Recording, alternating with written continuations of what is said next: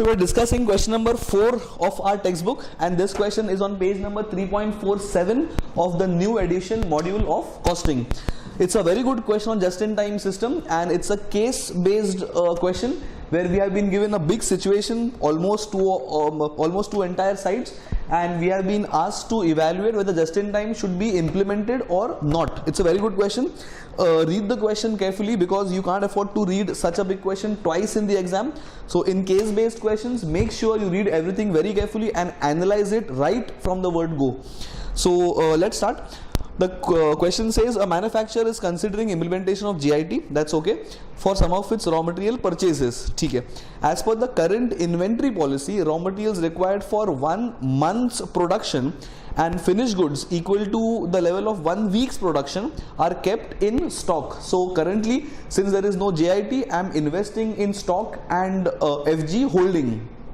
Okay, then this is done to ensure that company can cater to sudden spurt in the consumer's demand. Obviously, if there is no GIT, the only plus point I have is that if someone demands a good immediately, then I can give them, but that comes at a cost of holding them. So I have to invest in the inventory, I have to invest in the warehouse and inventory holding costs as well. Moving on. This is done to ensure company can cater to demand, that's okay. However, the carrying cost of the inventory has been increasing recently. Okay? Hence the company is considering to move to a more robust just-in-time system that can reduce the inventory carrying cost, and details are given below. So this is pure data why we are deciding to move from non-GIT system to GIT system. Again, average inventory of RM held by the company throughout the year is rupees 1 crore. That's because I'm holding the raw materials. Then procurement of RM is for the year is rupees 12 crores. That's my inventory purchase cost for the entire year.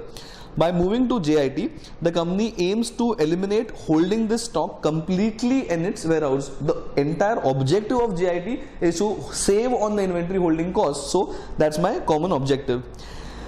Then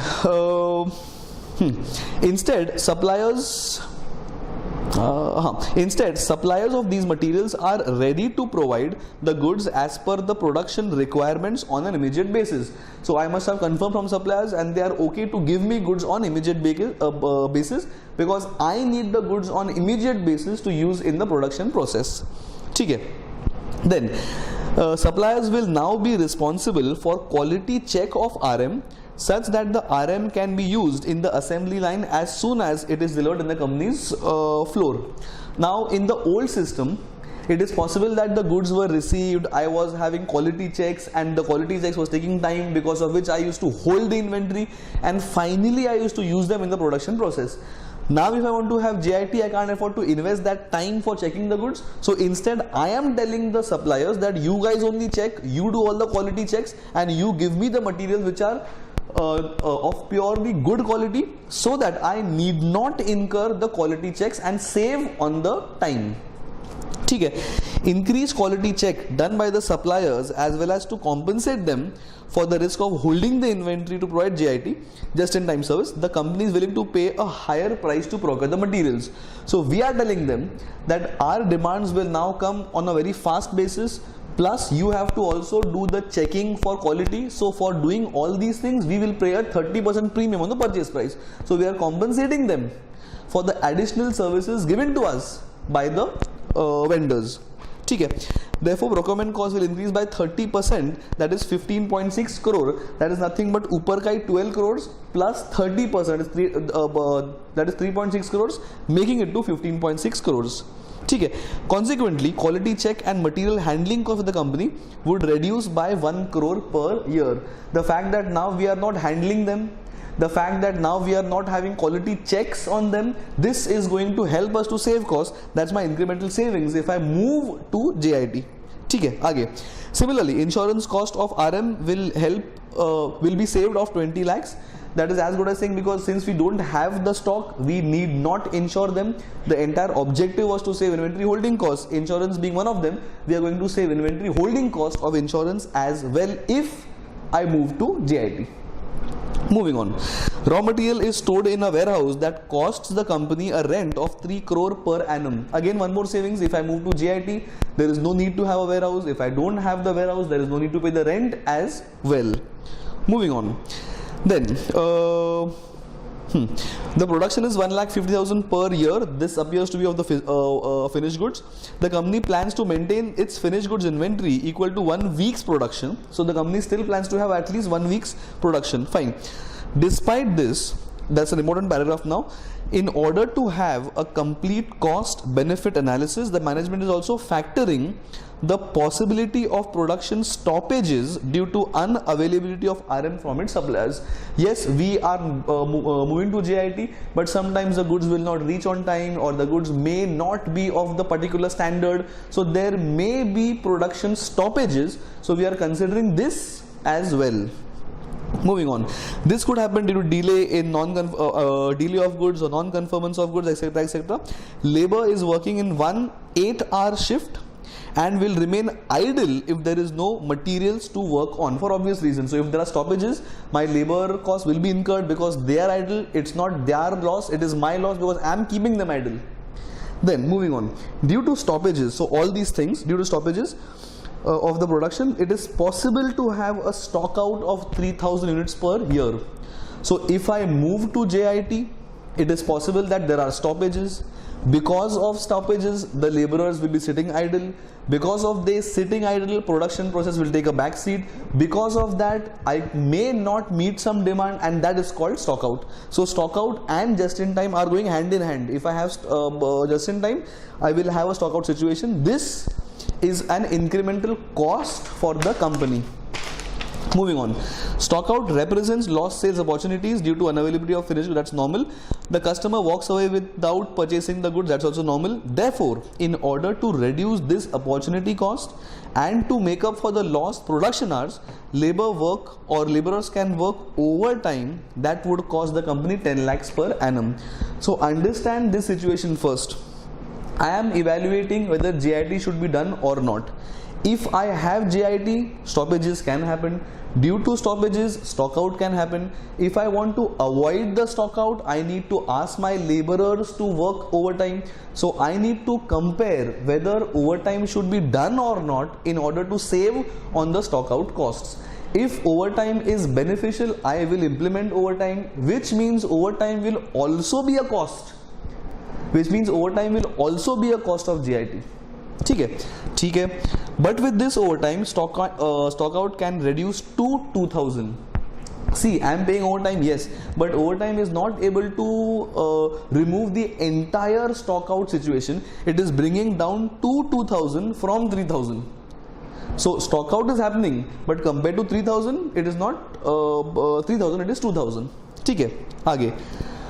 Currently, selling price of the phone is 5,000 per unit. I think these guys are selling phone, which I have just read because I don't think this was discussed before. ठीक है. Currently, sale price of the phone is 5,000. Variable cost is 2,000 per unit, and variable S&D cost is 750 per unit. ठीक है. Raw material procurement cost is currently 800 per unit, which is going to increase by 30%. This 30% point was mentioned before as well, because of they checking the goods for us and they delivering the goods on a timely basis. We are paying them 30% of premium. That is exactly this premium. So 800 will become 1040. Fine. On an average, the long-term return on investment of the company is 15% per annum. So this is my opportunity cost as well. So I'll consider this while evaluating. अभी करना क्या है? We have read the entire situation. Now we have to evaluate whether the benefit or loss if the company decides to move from current system to JIT system, and also recommend factors that the company needs to consider before implementing the JIT. So comments though we'll discuss later, but as of now, first we'll focus on how to analyze whether JIT is beneficial or not. So starting the solution. Now in sums like these, as I discussed before, read the question very carefully at the first instance only. If you need to mark something on the paper so that you don't have to read the question again and again. So in case I have to evaluate whether JIT has to be implemented or not, all I have to consider is the incremental cost of having JIT system vis-a-vis the incremental revenue or savings because of JIT system. Now let's go step by step. Now what is the first element of cost? the first element of cost, if I decide to implement the JIT system, the first element of cost is the increase in the raw material procurement price. The question clearly said that my annual requirement of RM is 12 crore and because of JIT I am paying them a premium of 30%. So this will become 15.6. My job is to find the incremental cost, not total cost, to make a decision. So 12 crore was the cost in current system, which is going to increase to 15.6. So 3 crore 60 lakhs is the incremental procurement cost due to just-in-time system. First element of cost. Then second important, overtime. Now as I said, overtime was important because we have to first evaluate whether overtime is beneficial or not. Because if overtime is not beneficial, then maybe it is worth to lose 3,000 stock out cost rather than spending on overtime and losing 2,000 of stock out cost. So I have to evaluate that. So first I have to have a working note to evaluate whether the overtime is beneficial or not. Now moving to my working note. If I implement the JIT system, I will have a 3,000 stock out, clearly mentioned in the question. If I have to reduce this stock out, I have to work overtime, and that will bring down the stock out situation from 3,000 to 2,000, which means because of me implementing overtime, I will have 1,000 units contribution relevant due to overtime. 3,000 overtime, 3,000 stock out situation is coming down to 2,000 stock out situation. So because of overtime, I am earning revenue or contribution from 1,000 additional units. So 1,000 units contribution becomes relevant if I decide to have the overtime implemented. So now it is my job to find the contribution on 1,000, for which it is my job to find the contribution per unit if I have the just-in-time system. Let's compute that. Now my cost of production was mentioned clearly to be 2,000. That is my pure variable cost. Apart from that, S&D cost is 750. Why 750 not a part of 2,000? Because 2,000 is cost of production. They have clearly mentioned that 2,000 is cost of production, and S&D being a selling cost, it is not a part of 2,000. So 750 is additional. Now important, when I have JIT system, my procurement cost is going to rise by 30%. So my COP will increase. So this 200 being a COP, cost of production, this already includes the raw material cost, because RM cost is a cost of production. So this 200 includes the RM cost of 800. Now the RM cost of 800 is going to increase from 800 to 1040, which means we are going to spend a 240 amount additional from the existing. So don't add the RM cost separately. RM cost is a part of 2000. 2000 includes 800. 800 is now becoming 1040. So incrementally I am spending 240. So my contribution per unit, if I have a GIT situation, is 2010, that is 2990 variable cost minus 5000 of selling price, making it 2010. So 2010 is my contribution per unit if I have JIT situation, and this is also factoring the increase in the procurement cost. I repeat, don't take 1040 as the cost, because 1040 includes 800. 800 is already sitting in 2000, so it is only the incremental bit that we need to take for the new contribution calculation. Clear? 2010 is the calculation. So 2010 into 1000 units, this is the incremental contribution if I decide to have overtime. So due to overtime, I will earn 20,10,000. That is nothing but 1,000's difference into 2010. That's my contribution per unit. And by spending 10 lakhs on the overtime content, I am able to earn a contribution of 20,10,000. This makes overtime worthwhile. Since overtime is worthwhile, I should implement. And since I should implement overtime, when I have JIT, overtime of 10 lakhs becomes my incremental cost of JIT system. Clear? In case In case this was not worthwhile, then 10 lakhs cost wouldn't be a cost of JIT, and the stock out cost, which is now on 2000, this would have been on 3000. Simple, because we are not incurring 10 lakhs to save stock out costs. Moving on, now the stock out has been reduced from 3000 to 2000, but stock out of 2000 is still existing. This stock out was not there in the current system, which means due to JIT system I am having a stock out of 2000 and not 3000, because 3000 stock out situation has just been brought down to 2000 by spending on 10 lakhs. So 10 lakhs has been taken in the incremental cost. Now, how do you compute the contribution loss of 2000? That is nothing but stock out of 2000 into contribution per unit. This we have already found out here, 2010. So 2010 into 2000 is 40 lakh 20,000 as stock out situation. This stock out situation is our cost, because stock out is happening now because of JIT. This is not 3000 because 3000 has come down to 2000 by spending on 10 lakhs. So 10 lakhs is my relevant cost. So incremental cost 1, incremental cost 2, incremental cost 3 of JIT system. These all are my incremental cost if I decide to implement the JIT system. Now coming to benefits. When the JIT comes into existence, I am going to save on the quality checks. The question clearly mentioned. The question clearly mentioned that I am going to save close to 10 lakhs.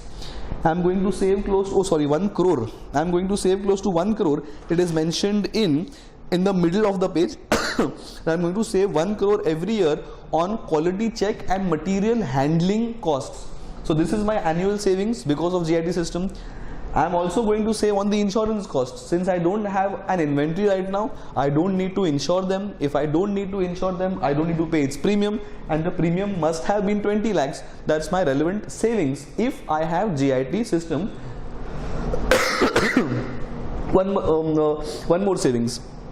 Moving on, savings in warehouse rent. If I don't have a warehouse, I will not spend on the warehouse rent. So warehouse rent is going to be my pure savings annually. One more cost savings.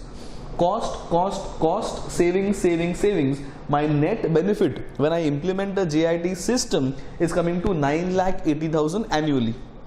Now this is my savings for sure. Apart from this, my long-term rate of interest, is 15%.